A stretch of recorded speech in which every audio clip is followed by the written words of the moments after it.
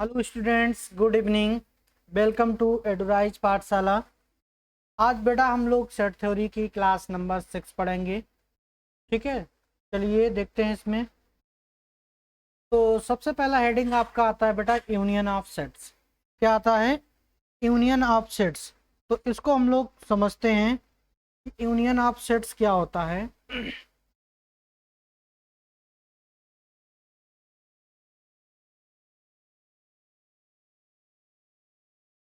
अगर बेटा कोई दो सेट्स हैं आपके ए एंड बी, क्या लिखते हैं इसमें? Late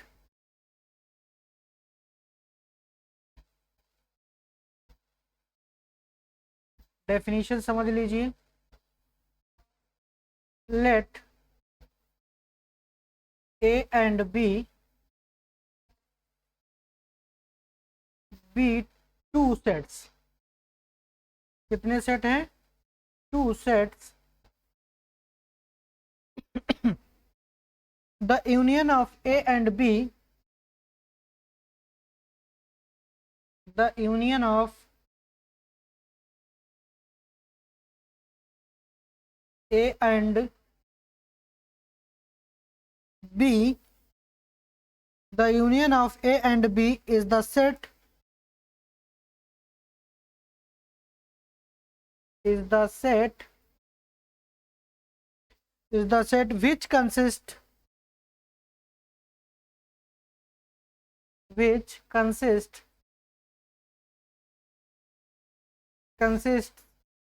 all elements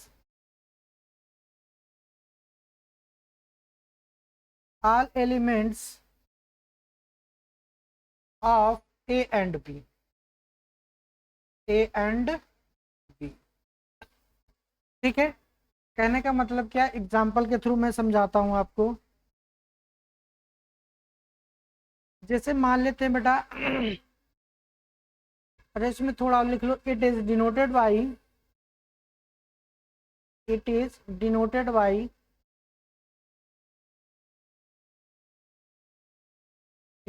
by A union B. ये जो सिंबल होता है बेटा किसका होता है? यूनियन का होता है। ठीक है, इसको हम लोग क्या कहते हैं? दिस सिंबल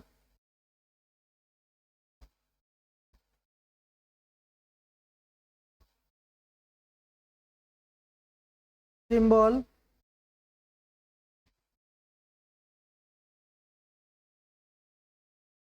ये बेटा सिंबल क्या होगा? Is called union.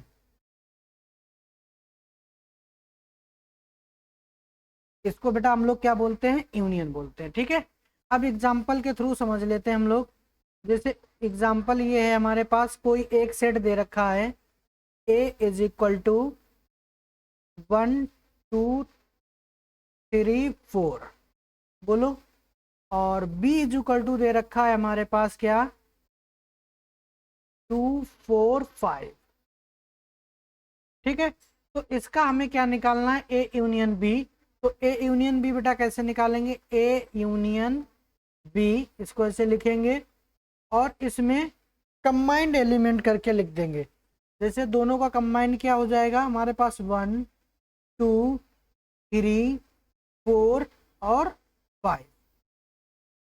मतलब सारे के सारे एलिमेंट एक एक बार आ जाने चाहिए, इसका भी और इसका भी। देखो यही आपकी डेफिनेशन कह रही है कि let A and B be two sets. दो सेट हैं आपके ए एंड बी, तो उसका यूनियन क्या होगा? ए एंड बी का, which consist all elements of A and B. ये क्या कर रहा है कि दोनों सेट के एलिमेंट को क्या कर रहा है बेटा? कंसिस्ट कर रहा है। इसमें देखो क्या है? 1 2 3 4, तो 1 2 3 4 आ गया। इसमें क्या है? 2 4 5। तो बेटा इसमें देखो 2 4 तो पहले था, 5 नहीं था, तो 5 भी मैंने डाल दिया। ठीक है, एक दूसरा एग्जाम्पल ले लेते हैं। इसको आप लोग करेंगे। ए इज इक्वल टू, यहाँ डाल दिया मैंने ABC। ठीक है, दूसरा एग्जाम्पल तो दूसरा set B is equal to मैंने डाल दिया ए, इसमें डाल देते हैं हम लोग एक्स बाई जेड। क्या डाल दें? X by Z. तो बताओ बेटा इसमें ए यूनियन बी क्या आएगा? बोलो सीमा। ए यूनियन बी क्या आएगा? A B C comma X comma Y comma Z. बोलो, क्योंकि दोनों के एलिमेंट हमको क्या करने हैं, इसमें रखने हैं। ठीक है, कॉमन वाले एलिमेंट जो होते हैं वो हम लोग एक बार लिखते हैं, और अगर अलग अलग है तो हम लोग सारे के सारे एलिमेंट उठा लेते हैं। तो I hope A union B आपको क्या हो जाएगा, समझ में आ गया होगा। अब थोड़ा और आगे समझाते हैं। बेटा एक नाम सुना होगा क्या आपने, वेन डायग्राम। क्या? Venn diagram. वेन डायग्राम भी इसमें समझ लीजिएगा। वेन डायग्राम क्या होता है?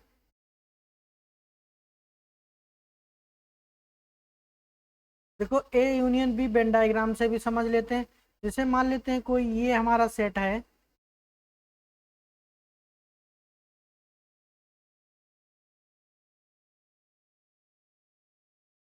इसके अंदर दो सेट है। कितने सेट है बेटा? दो सेट है। ठीक है, ये सेट क्या है, ए है, और ये सेट क्या है, बी है। इसमें एलिमेंट क्या है, 1 2 3, और इसमें जो एलिमेंट है वो क्या है, 1 5 और 6।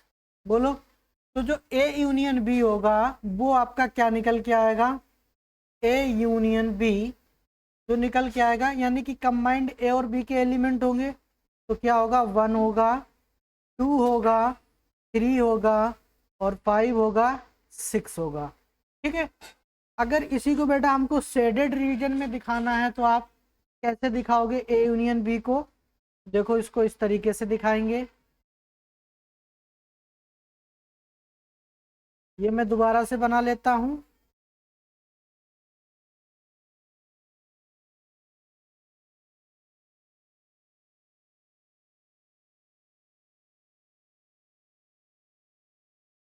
थोड़ा सा तिरछा बन रहा है, कोई बात नहीं, चलेगा। ये हो गया, ये हमारा ए हो गया, ये हमारा क्या हो गया, बी सेट हो गया। तो दोनों को अगर कंबाइंड दिखाना है तो बेटा देखो कंबाइंड में क्या आ जाएगा आपके पास, यानी कि हमने क्या लिए थे, ये वाले एलिमेंट भी लिए थे, ये वाले भी लिए थे, और ये वाले भी लिए थे। तो इसका मतलब ये हमारा ये वाला पूरा पोर्शन हो जाएगा। बोलो, तो इसको बेटा हम लोग क्या बोलेंगे, ए यूनियन बी, यानी कि ए के भी एलिमेंट, बी के एलिमेंट, और कॉमन एलिमेंट में जो ए में भी हो और बी में भी हो। तो यानी कि ये क्या हो गया, ए यूनियन बी। बेटा सभी के समझ में आ गया होगा वेन डायग्राम से, और ऐसे आपके जो अलग अलग सेट दिए जाते हैं उससे भी। ठीक है, तो आगे हम लोग बढ़ते हैं। बेटा इसमें कुछ प्रॉपर्टीज होती हैं, प्रॉपर्टीज ऑफ यूनियन। तो देखो प्रॉपर्टीज यूनियन की क्या होती हैं। अगर हम लोग पहली प्रॉपर्टी की बात करें तो जैसे मान लेते ए यूनियन बी करें, तो ये हमेशा बी यूनियन ए के बराबर होता है। चाहे आप इधर से यूनियन करो चाहे आप इधर से करो, तो ये आपस में क्या होगा, बराबर होगा। इसको हम लोग बेटा क्या बोलते हैं, कम्यूटेटिव प्रॉपर्टी। क्या बोलते हैं, commutative property. Commutative property.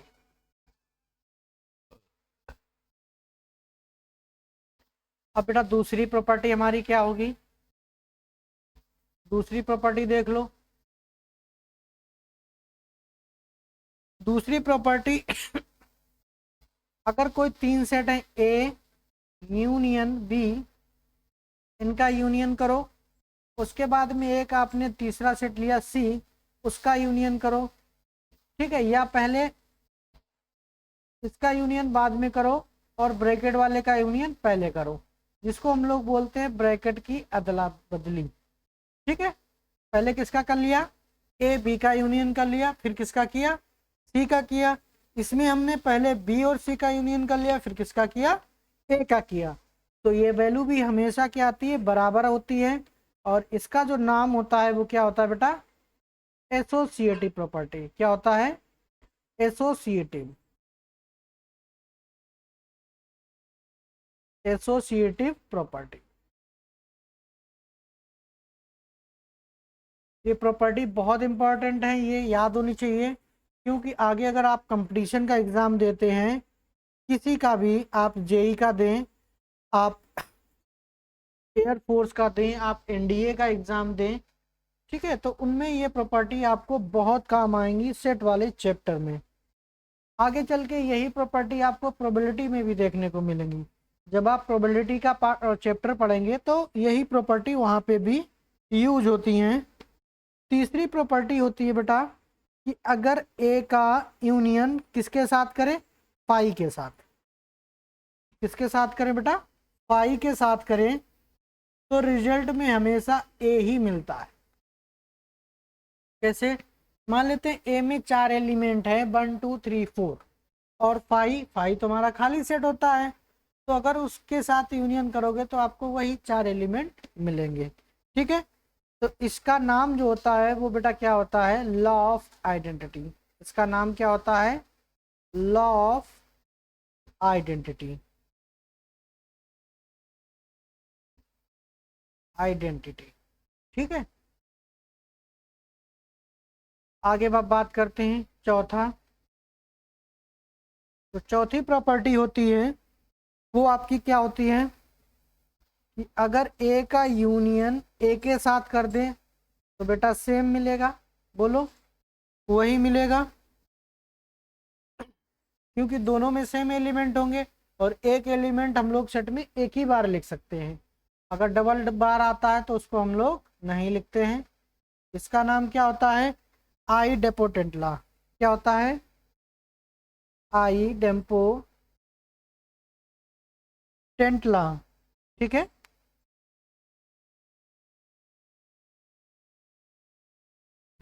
Next heading या जिसे नेक्स्ट प्रॉपर्टी बोलते हैं वो क्या है, कोई बेटा यूनिवर्सल सेट ले लो। यूनिवर्सल क्या ले लो, यूनिवर्सल। यू यहाँ पे क्या है, यूनिवर्सल सेट है, और इसका यूनियन करेंगे किसके साथ में, ए।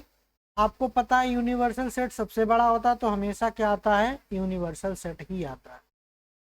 यूनिवर्सल सेट का किसी के साथ भी यूनियन करोगे तो क्या मिलेगा, हमेशा यूनिवर्सल सेट मिलेगा। इसको बोलते हैं लॉ ऑफ यूनिवर्सल सेट। क्या बोलते हैं, लॉ ऑफ यूनिवर्सल सेट, या लॉ ऑफ यू भी बोल सकते हो। बोलो, यहाँ तक समझ में आ गया। अगर इनको हम लोग समझाएं तो बताओ, मैं डिस्कस भी कर सकता हूँ एग्जाम्पल के थ्रू। अगर याद कर लेते हैं तो बहुत अच्छी बात है। देखो, मैं एक दो प्रॉपर्टी करके दिखा दे रहा हूँ, बाद बाकी आप लोगों के लिए होमवर्क है। जैसे हम मैंने पहली प्रॉपर्टी ले ली। पहली प्रॉपर्टी क्या है आपकी बेटा, A union B is equal to B union A. B union A, तो मैंने कोई सेट ले लिया, ए इज इक्वल टू, क्या ले लिया, ए इज इक्वल टू ले लिया बेटा 1 2 3, और बी इज इक्वल टू ले लिया 3 4। क्लियर है, तो बेटा ए यूनियन बी क्या होगा, ए यूनियन बी दोनों का कॉम्बिनेशन क्या होगा, 1 2 3 4। समझ गए बेटा। इसी तरीके से अगर बेटा हम बी यूनियन ए करें, तो बी यूनियन ए करेंगे तो बेटा क्या आएगा, तो इनमें भी दोनों का कॉम्बिनेशन, बस लिखने का तरीका थोड़ा अलग हो जाता है। कैसे, इसमें पहले ए लिखते हैं फिर बी लिखते हैं। इसमें क्या हो जाएगा, पहले 3 कामा 4 लिखा, यूनियन किया, और क्या लिखा 1 2 3। बोलो, तो क्या रिजल्ट आया बेटा, इसमें भी 1 2 3 4 आया। बोलो, दोनों वैल्यू ये कैसी हैं, आपस में बराबर है। इसी तरीके से आप सारी प्रॉपर्टीज सेटिस्फाई करके देख सकते हैं आराम से, कोई दिक्कत नहीं है। ठीक है, अगर नहीं प्रूव कर पाते हैं तो आप हमको कमेंट सेक्शन में लिख सकते हैं। आगे बढ़ते हैं। नेक्स्ट आ गया बेटा इंटरसेक्शन। तो इंटरसेक्शन क्या होता है, इसकी भी डेफिनेशन समझ लेते हैं। Definition, the intersection of the sets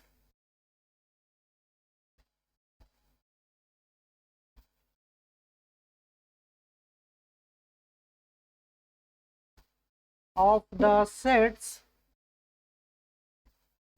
A and B, A and B is the set of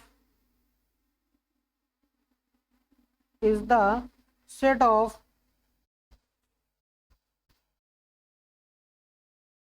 is the set of all elements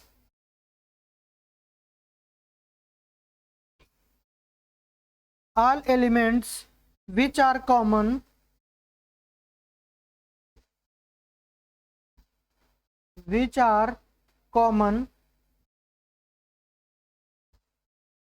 common to which are common to both A and B, common to both A and B, A and B, ठीक है। It is denoted by A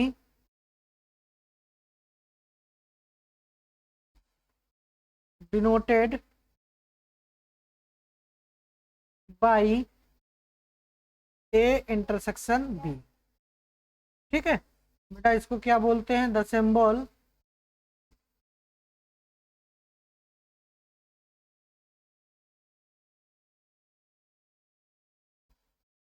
read as, क्या read करते हैं बेटा, read as intersection,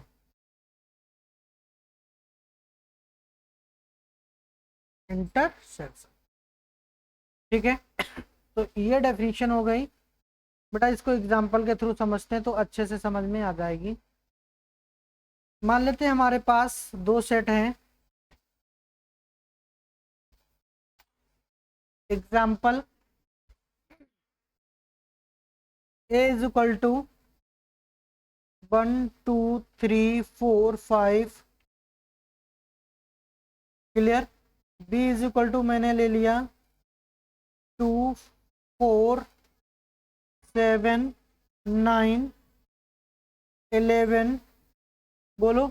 अब इनका हमें क्या निकालना बेटा, इंटरसेक्शन। तो देखो करने का तरीका क्या है, A इंटरसेक्शन B, A की वैल्यू लिखो, क्या हो जाएगी 1 2 3 4 5, पहला सेट लिख लिया, इंटरसेक्शन लगाया, दूसरा सेट 2 4 7 9 और 11, बोलो।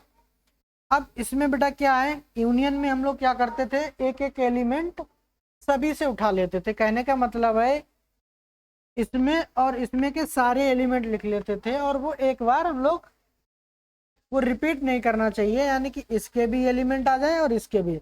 लेकिन इसमें इन्होंने क्या बोला है कि ऐसे एलिमेंट लिखना है, set of all elements which are common to both set A and B. तो देखो बेटा both set A and B में कौन कौन से एलिमेंट कॉमन है, 2 इसमें है, 2 इसमें है तो 2 लिख देंगे, 3 इसमें है, 3 इसमें नहीं है, 4 इसमें है, 4 इसमें है तो 4 लिखेंगे, 5 इसमें है, 5 इसमें नहीं है, और देखो बेटा कोई भी कॉमन एलिमेंट है नहीं है, तो इसका मतलब 2 और 4 हमारा क्या आ जाएगा बेटा, इंटरसेक्शन आ जाएगा। बोलो कोई प्रॉब्लम किसी को नहीं है। एक और क्वेश्चन ले लेते हैं। एक क्वेश्चन मैंने और ले लिया, example 2, A is equal to ले लिया ABCDEF, ठीक है, और B इज इक्वल टू ले लिया मैंने 2 3 C D E, ठीक है। तो देखो बेटा ए इंटरसेक्शन बी क्या आएगा, मैं डायरेक्ट करके दिखा दे रहा हूं। दोनों में जो एलिमेंट कॉमन हो उनको उठा लो। देखो सी इसमें है, इसमें भी है, तो सी ले लिया। डी है, डी भी है, डी ले लिया। ई है, ई भी है, ई ले लिया। तो ये हमारा क्या आ गया बेटा, इंटरसेक्शन आ गया। क्लियर है, ठीक है। अब इसी को बेटा हम लोग वेन डायग्राम से समझते हैं। किससे, वेन डायग्राम से।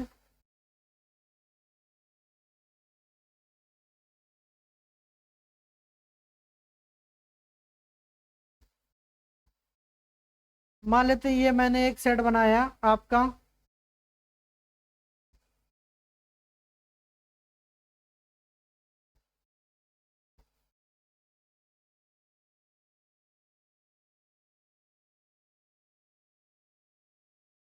एक सेट ये है, ये हमारा क्या है, बी है, ठीक है। तो इसमें लिखा है 1 3 5 7 9 इस वाले सेट के अंदर, और इस वाले सेट के अंदर है 2 6 9, नहीं 2 6 4, बोलो। तो इंटरसेक्शन का मतलब क्या है बेटा, ए इंटरसेक्शन बी। तो देखो इसमें भी एलिमेंट, इस वाले सेट की बात करें, किसकी बात करें, इस वाले सेट की बात करें, तो इसमें बेटा कौन कौन से एलिमेंट हैं, इस वाले सेट की बात करें, ये बी है, इसमें 2 4 6 7 9। और इस वाले सेट की बात करें तो बेटा इसमें कौन कौन से एलिमेंट है, बोलो, 1 3 5 7 9। तो देखो दोनों सेट में कौन से एलिमेंट कॉमन है, 7 और 9 दिख रहे हैं। तो यही हमारा क्या हो जाएगा, इंटरसेक्शन, यानी कि 7 और 9। बोलो, अगर इसको शेडेड रीजन में दिखाना चाहें तो देखो किस तरीके से दिखाएंगे।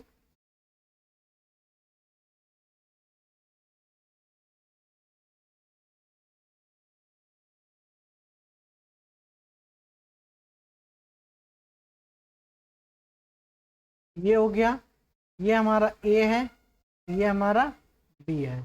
तो बेटा इंटरसेक्शन वाला जो पार्ट होता है, यूनियन में दोनों आ जाते हैं कॉमन, और इंटरसेक्शन में केवल ये वाला पार्ट, कौन सा, ये वाला जो शेडेड रीजन है वो हमारा क्या हो जाता है, इंटरसेक्शन हो जाता है। बोलो, समझ में आ गया। इसको हम लोग क्या कहते हैं, ए इंटरसेक्शन बी, ठीक है। आई होप सभी का समझ में आ गया होगा। बोलो, एक क्वेश्चन इससे ले लेता हूं।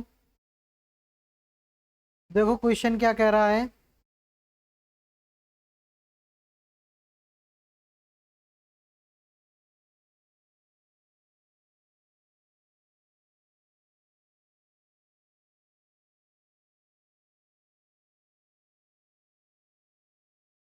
क्वेश्चन है बेटा, if let A is equal to,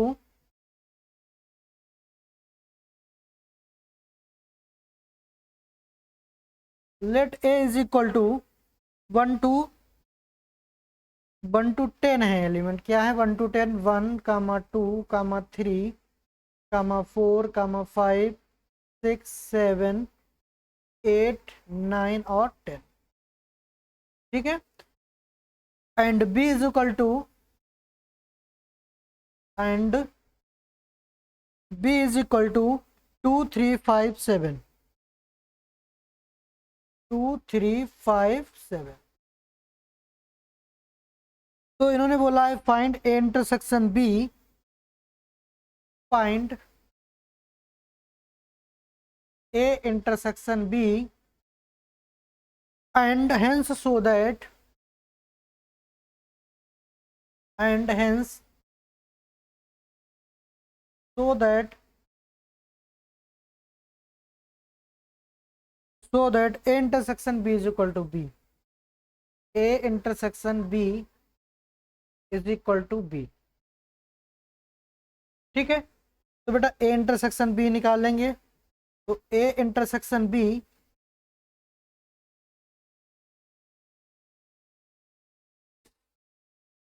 क्या निकालेंगे, ए इंटरसेक्शन बी। तो डायरेक्ट कर दूं, ए इंटरसेक्शन बी निकालेंगे तो बेटा क्या हो जाएंगे, कॉमन एलिमेंट। तो देखो 2 इसमें है, 2 इसमें है, हाँ बिल्कुल, तो 2 हो जाएगा। 3 इसमें है, 3 इसमें है, तो ये भी हो जाएगा। 4 इसमें है, 5 इसमें है, 5 इसमें है, ये भी हो जाएगा। 7 इसमें है, 7 इसमें है। अब बेटा ये क्या हो गया, ए इंटरसेक्शन बी, तो ये बराबर किसके हैं, बोलो, बी के बराबर है। तो ये प्रूफ भी हो गया कि ए इंटरसेक्शन बी किसके बराबर है बेटा, बी के बराबर ही है। तो इस तरीके से आपको क्वेश्चन को करना है, ठीक है। आगे बढ़ते हैं, next, properties of intersection. Properties बहुत इंपॉर्टेंट होती हैं, ठीक है। तो प्रॉपर्टीज सभी बच्चों को क्या होनी चाहिए, तैयार होनी चाहिए। इसमें भी बेटा सबसे पहली जो प्रॉपर्टी होती है वो क्या होती है कि अगर हम ए इंटरसेक्शन बी करें या बी इंटरसेक्शन ए करें तो ये हमेशा बराबर होता है, ठीक है। इसको अभी हमने थोड़ी देर पहले बोला था, क्या बोलते हैं, कम्यूटेटिव प्रॉपर्टी। क्या बोलते हैं, कम्यूटेटिव प्रॉपर्टी।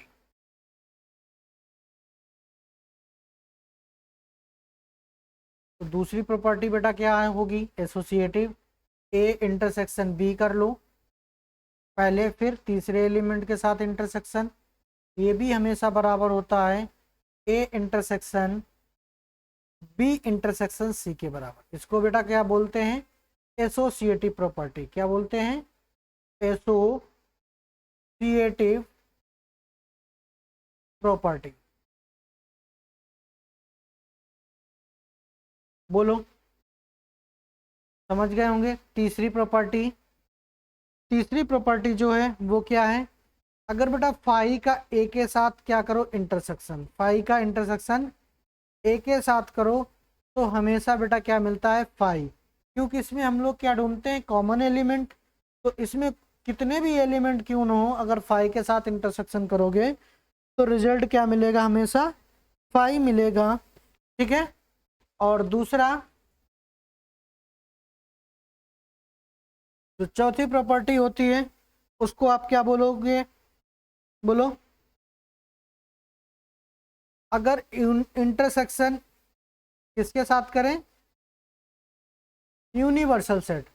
तो यूनिवर्सल सेट के साथ करेंगे तो बेटा क्या आएगा, हमेशा ए आता है, ठीक है। इसको क्या बोलते हैं, law of phi, law of phi. और इसको क्या बोलेंगे, law of union, sorry law of universal set.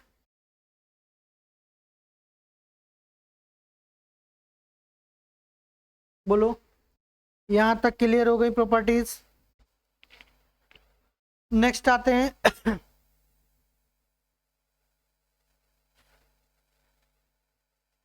पांचवी, ये ए का इंटरसेक्शन अगर ए के साथ करोगे तो दोनों में सेम एलिमेंट होते हैं तो क्या मिलेगा, हमेशा ए। इसको क्या बोलते हैं, लॉ ऑफ आइडेपोटेंट। क्या, लॉ ऑफ आइडेपोटेंट।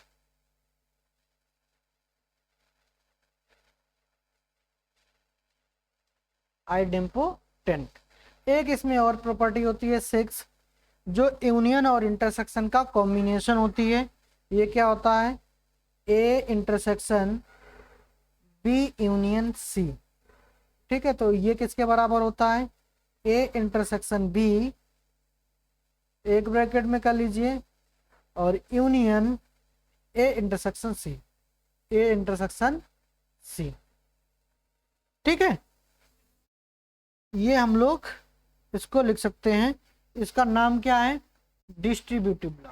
क्या है, डिस्ट्रीब्यूटिव लॉ।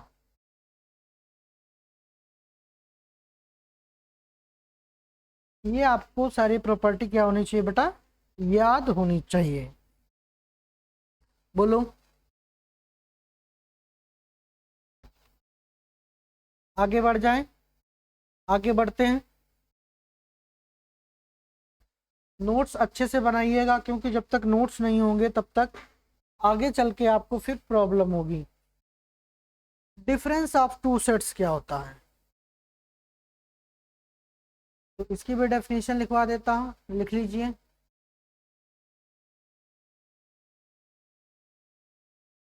डेफिनेशन डेफिनेशन बेटा इसकी क्या होगी, the difference of the sets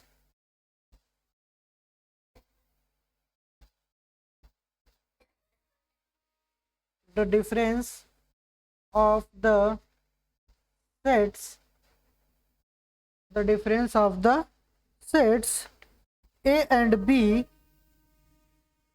a and a and b in the order in this order is in this order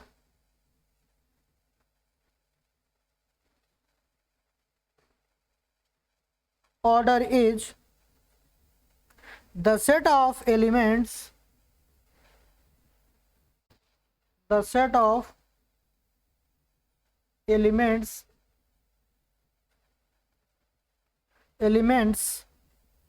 which belong to A, which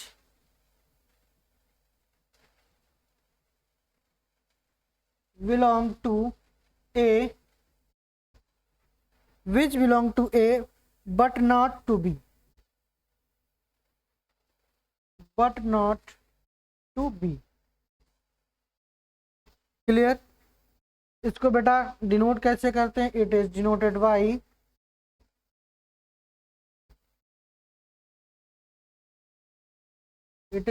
by A minus B।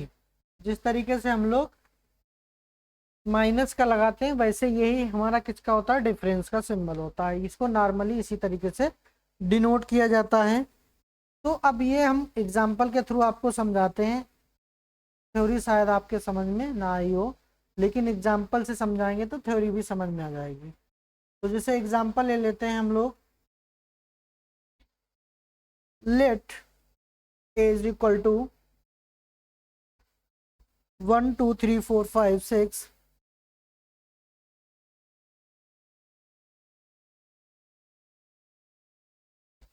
comma b is equal to 2 4 6 8। क्या 2 4 6 8, ठीक है। Find a minus B, find a minus B and b minus a minus B और b minus A निकालना है। तो बेटा a minus B देख लो क्या होगा। पहले ये सेट लिखेंगे 1 2 3 4 5 6, फिर माइनस 2 4 6 8। अब बेटा इसमें देखो क्या आएंगे, वो एलिमेंट लिखे जाएंगे। अगर a माइनस बी कर रहे हो तो वो एलिमेंट लिखे जाएंगे। देखो यहाँ पे समझो, the set of element which belongs to A but not to B. A में तो बिलोंग कर रहे हो लेकिन बी में बिलोंग ना कर रहे हो, ठीक है। तो बेटा a माइनस बी, देखो b में कौन कौन से एलिमेंट बिलोंग कर रहे हैं, 2 4 6 8। तो 2 4 6 8 8 तो इसमें है ना, तो 2 4 6 इससे क्या हो जाएंगे, डिलीट हो जाएंगे। क्या बचेगा, 1 बचेगा, 3 बचेगा और 5 बचेगा। अब देखो बेटा ये वाले एलिमेंट इस सेट में है क्या, नहीं। तो यही डेफिनेशन कह रही है कि the set of elements which belongs to A but not belongs to B, यानी कि ए में तो बिलोंग करें लेकिन बी में ना बिलोंग करें। समझ में आ गई बात। अगर बी में बिलोंग कर रहे हैं तो ऐसे एलिमेंट हम लोग क्या करेंगे, सेट ए से हटा देंगे, ठीक है। इसी तरीके से बी माइनस ए करते हैं। बेटा बी माइनस ए करेंगे तो बी माइनस ए, तो पहले बी लिखेंगे तो कितना हो जाएगा, 2 4 6 8। बोलो किसी को कोई समस्या नहीं होगी, क्योंकि बी की वैल्यू रखी माइनस, इसको डिफरेंस बोलते हैं। 1 2 3 4 6, कितने ही एलिमेंट है? 5 6 है। क्या है? 5 6, 3 4 5 एंड 6। बोलो, अब ऐसे एलिमेंट आपको लिखना है जो बी में तो हो लेकिन ए में ना हो। तो कौन सा है? केवल 8 है। 2 4 6 इसमें है, देखो 2 4 6। तो 2 4 6 क्या हो जाएंगे? डिलीट हो जाएगा। कौन सा बचेगा बेटा आपके पास? सिर्फ 8। तो ये किसकी वैल्यू हो गई? बी माइनस ए की। ये वैल्यू किसकी हो गई? ए माइनस बी की। तो इस तरीके से आप ए माइनस बी या फिर बी माइनस ए जो भी क्वेश्चन में पूछा जाए वो निकाल सकते हैं। आई होप आपके समझ में आ गया होगा। समझ गए बेटा? ठीक है। अच्छा, इसको हम लोग वेन डायग्राम से समझ लें। भाई सभी को समझ रहे हैं तो इसको भी समझेंगे। तो इसको नोट कर लीजिए, फिर हम लोग आगे बढ़ते हैं, वेन डायग्राम से इसको समझते हैं। अच्छा, कॉम्प्लीमेंट ऑफ सेट आ गया। चलो इसी में मैं समझा देता हूँ, फिर मैं कॉम्प्लीमेंट ऑफ सेट समझाऊंगा। जैसे बेटा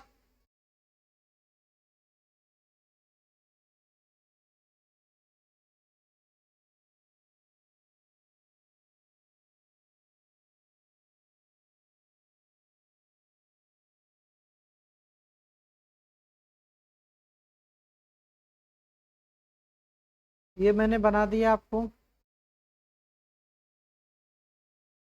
ये मैंने क्या बना दिया? सेट बना दिया। मान लेते हैं ये हमारा सेट ए है और ये सेट क्या है? बी है। बता इतने एलिमेंट क्या हैं? ए माइ ए, ये है, ये क्या है? बी है। ये क्या है? बी है। तो हमें ए माइनस बी करना है। क्या करना है बेटा? ए माइनस बी करना है। ए माइनस बी करना है, यानी कि ए के वो एलिमेंट, ए में से वो एलिमेंट हटा देंगे जो बी में है। तो बेटा बी में कौन से एलिमेंट होंगे? जो ये कॉमन वाले होंगे। तो इसका मतलब ये वाला पूरा पार्ट क्या हो जाएगा? हट जाएगा। तो जो हमारे पास बचेगा वो क्या बचेगा? वो ये वाला पार्ट बचेगा। केवल कौन सा बचेगा? ये वाला, इतना पार्ट। इसी को बेटा हम लोग क्या कहेंगे? ए माइनस का बी कहेंगे। ठीक है। इसी तरीके से दूसरा हम बना लेते हैं।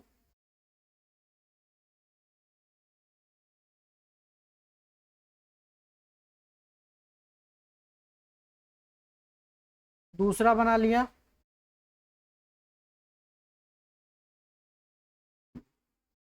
तो यहाँ पे ए है, ये क्या है? हमारा बी सेट है।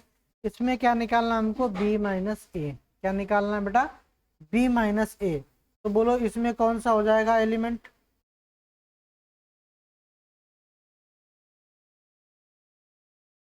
तो इसमें से बी में से ए वाला पार्ट हटाना है। तो ए वाला पार्ट कितना है? ये वाला है। तो जो बचेगा वो हमारे पास क्या बचेगा? ये वाला। यही हमारा क्या हो जाएगा बेटा? बी माइनस का ए हो गया। बोलो, समझ में आ गया बेटा सभी के? ठीक है। अब हम लोग बढ़ते हैं आगे, जिसका नाम है कॉम्प्लीमेंट ऑफ अ सेट। ठीक है, क्या है? Complement of a set. तो देखो कॉम्प्लीमेंट क्या होता है, इसको रफ कर दे, नोट कर लेना, मैं रफ किए दे रहा हूँ। या बोलो इधर समझा दें कॉम्प्लीमेंट। चलो रफ कर दूँ, अच्छे से समझा देता हूँ।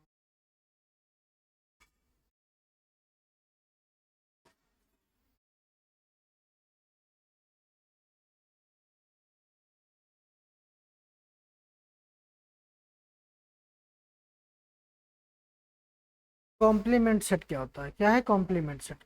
देखो इसको एग्जांपल से समझा दे रहा हूँ, बहुत अच्छे से समझ में आ जाएगा आपके।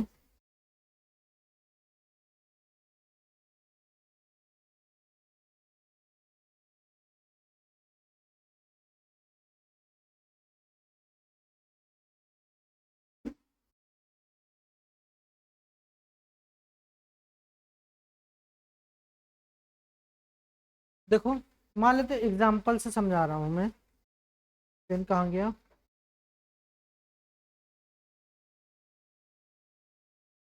ठीक है।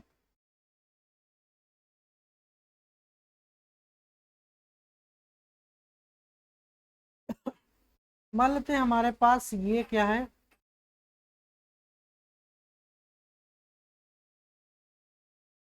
ये एक सेट है,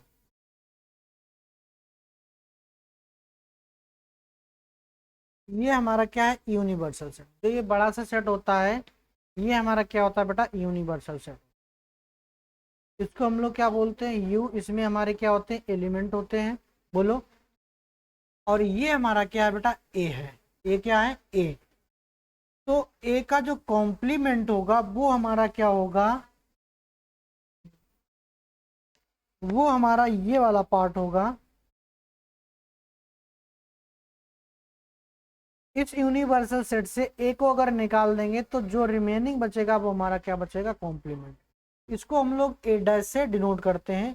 तो ये जो पार्ट है इसको हम लोग बोलते हैं बेटा ए कॉम्प्लीमेंट। क्या बोलते हैं, ए कॉम्प्लीमेंट। समझ में आ गया। जैसे एक एग्जांपल और ले लेते हैं इसका। जैसे मैंने ले लिया कि लेट, क्वेश्चन आपको इस तरीके से पूछा जाएगा, let u is equal to, universal set इसमें आपको दिया जाएगा। तो u इज इक्वल टू, इसमें क्या है, 1 2 3 4 5 6, 1 2 3 4 5 6, बोलो। ये यूनिवर्सल सेट हो गया। a इज इक्वल टू दे रखा है हमारे पास 2 और 3, ठीक है। And b is equal to दे रखा है, and b is equal to दे रखा है 3 4 5। क्या दे रखा है, 3 4 5। क्लियर है। तो आपको क्या निकालना है, find A complement B complement. क्या निकालना है, बी कॉम्प्लीमेंट। ए का कॉम्प्लीमेंट इंटरसेक्शन बी का कॉम्प्लीमेंट, ए यूनियन बी। चलो इतना ही निकाल लेते हैं। अब यहाँ पे देखो सॉल्यूशन कैसे करेंगे हम लोग।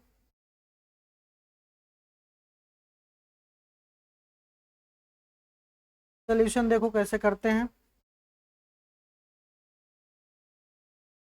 बेटा। यूनिवर्सल सेट हमको ये दे रखा है, क्लियर है।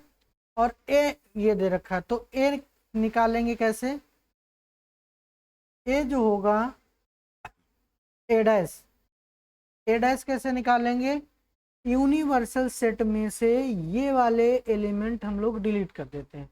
यानी कि ए प्राइम इज इक्वल टू क्या होगा, यू माइनस का ए। ठीक है, क्या होगा, u माइनस का a। तो बेटा u में कित बोलो कौन कौन है, 1 2 3 4 5 और 6। और a में बोलो क्या क्या है, 2 कामा 3। तो a माइनस बी अभी हम पढ़ के आए हैं। तो ऐसे एलिमेंट हम लेंगे जो हमारे a में नहीं है, u के ऐसे एलिमेंट लेंगे जो हमारे इसमें नहीं है। तो कौन कौन नहीं है, नहीं है 1, क्या नहीं है, 1 नहीं है, 3 है, 2 है, 3 है, 1 4 5 6। तो ये बेटा हमारा क्या निकल के आ गया, ए कॉम्प्लीमेंट निकल के आ गया। ठीक है। इसी तरीके से बी बेटा, बी कॉम्प्लीमेंट निकालेंगे। तो बी कॉम्प्लीमेंट कैसा हो जाएगा, देखो बी में कौन कौन से एलिमेंट है, 3 4 5। तो डायरेक्ट इससे आप क्या करो, 3 4 5 डिलीट कर दो। तो क्या बनेगा हमारे पास, 1 मिलेगा, 2 मिलेगा, 3 4 5 डिलीट हो गया, क्या मिलेगा, 6 मिलेगा। ये हमारा क्या हो गया, ए कॉम्प्लीमेंट ये आ गया, बी कॉम्प्लीमेंट ये आ गया। आगे क्या निकालना है, ए कॉम्प्लीमेंट बी कॉम्प्लीमेंट का intersection. A complement intersection B complement. तो ए कॉम्प्लीमेंट की वैल्यू बोलो क्या है बेटा, 1 4 5 6। इंटरसेक्शन बी कॉम्प्लीमेंट की वैल्यू कितनी है, 1 2 और 6, बोलो। तो इंटरसेक्शन क्या बताता है कि दोनों में कॉमन एलिमेंट होना चाहिए। तो दोनों में कॉमन एलिमेंट बोलो कौन कौन सा है, 1 है और 6 है। तो यहाँ पे क्या लिख देंगे, 1 लिख देंगे और 6। तो ये किसकी वैल्यू निकल के आ गई, A complement intersection B complement. बोलो सभी के समझ में आ गया, आ गया तो आगे बढ़ें। ठीक है, तो फिर हम आगे बढ़ते हैं। नेक्स्ट है प्रॉपर्टीज ऑफ कॉम्प्लीमेंट। क्या है, प्रॉपर्टीज ऑफ कॉम्प्लीमेंट। तो प्रॉपर्टीज ऑफ कॉम्प्लीमेंट, इसमें भी आप लिख लीजिए, जो पहली प्रॉपर्टी होती है वो क्या होती है कि बेटा अगर ए यूनियन ए का कॉम्प्लीमेंट कर ले तो ये हमेशा किसके बराबर आता है, यूनिवर्सल सेट के बराबर आता है। ठीक है, यूनिवर्सल सेट के बराबर आता है। दूसरी प्रॉपर्टी इसी में, अगर इनका इंटरसेक्शन कर दें, क्या कर दें, ए इंटरसेक्शन ए का कॉम्प्लीमेंट कर दें तो हमेशा फाई के बराबर आता है। ठीक है, तीसरी प्रॉपर्टी बहुत इंपॉर्टेंट प्रॉपर्टी है। तीसरी प्रॉपर्टी जो होती है, अगर ए यूनियन बी का क्या कर दें, कॉम्प्लीमेंट कर दें बेटा, तो ये क्या होता है, ए कॉम्प्लीमेंट यूनियन टूट जाता है इंटरसेक्शन में। किसमें टूट जाता है, इंटरसेक्शन में। इसी तरीके से दूसरी चौथी प्रॉपर्टी भी इसकी क्या होती है कि अगर ए इंटरसेक्शन बी का कॉम्प्लीमेंट है तो ये किस में कन्वर्ट हो जाएगा, ए इंटरसेक्शन, इंटरसेक्शन किस में हो जाएगा, यूनियन में, बी का कॉम्प्लीमेंट। बोलो यहाँ तक कोई प्रॉब्लम किसी भी बच्चे को। अच्छा, इन दोनों प्रॉपर्टी का एक नाम होता है जिसको हम लोग बोलते हैं डी मॉर्गन लॉ। क्या होता है, डी मॉर्गन लॉ।